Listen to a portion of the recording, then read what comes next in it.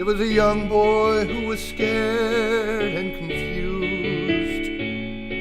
He didn't know what to think or to say. He so wanted help, and even though they knew, in the end no one was there.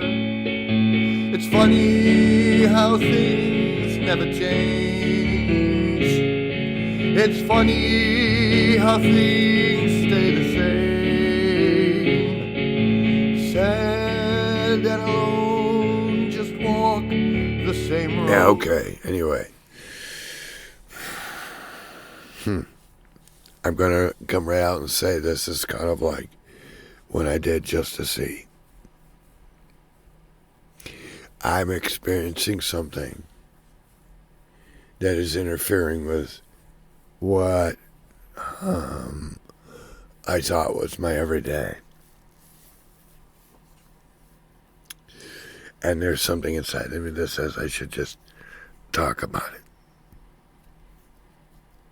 I missed my group last night. It's funny. Yeah, we have a breaker in the house, or a line of electric line that it carries so much burden that it tends to trip. It tripped like 3 times while I was in my group. And anyways, I've been feeling a fair amount of depression.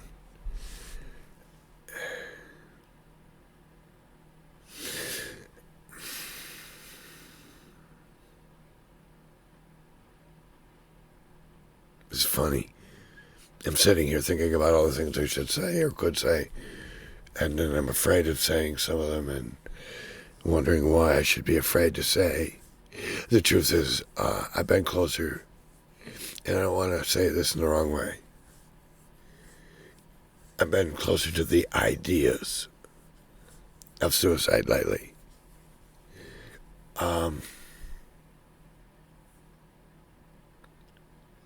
Not because I'm ready to run out and buy a gun and end it.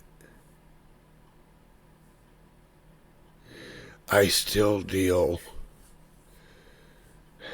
with this hopeless feeling.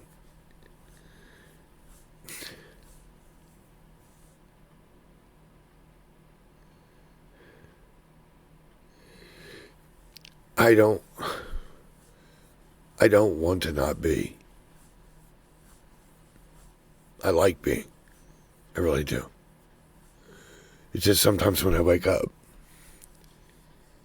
that I find myself in a place where I'm like going, where is my life? Where is it? You know, when I was a kid, and when I was younger, I had so much ambition. But everything I experienced kind of killed that. It didn't kill the desire, just killed my ability to pursue it. So now I sit here and I'm 56 years old. I'm almost 57.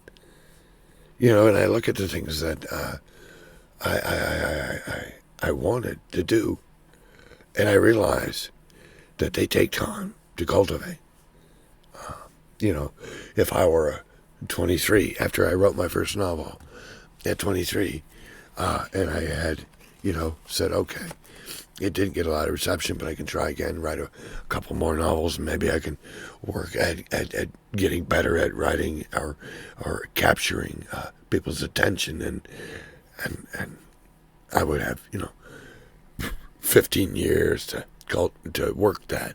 Then maybe I might hit something and then realize, and then I had another 20, 30 years to cultivate it. But when you do the math now,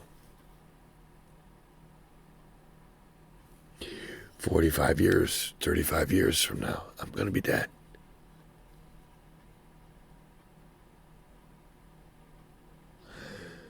And then I wake up and I say, okay, then what do I do? I can't do the things that I really, really wanted to do because, it would take too long for anyone to connect to it or for me to connect into it. And this is where my depression comes from. When I was 15, I loved a boy. And I didn't come to understand anything until I was 54. And all the boys I loved, or I had feelings for, are gone because I'm not 15 anymore. I wanted to do things, but they take time. Music, writing. This right here, what I'm doing is about the only thing I can do. Try to at least give back with what I know. And I'm not even sure if that's anything. This is becoming a little too, or at least it seems like, a little too poor me. It's not poor me. It's not poor me. I'm trying to find who I am right now.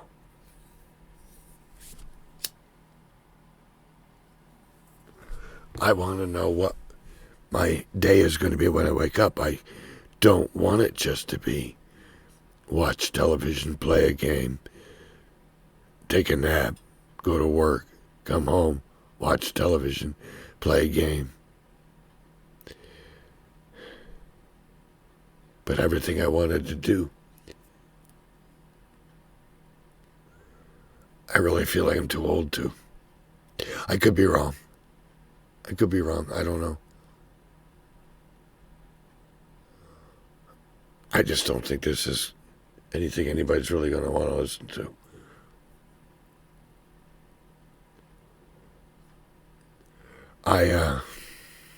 It's sad. It really is. I think the only thing I'm going to be known and recognized for is what I went through, not what I can do.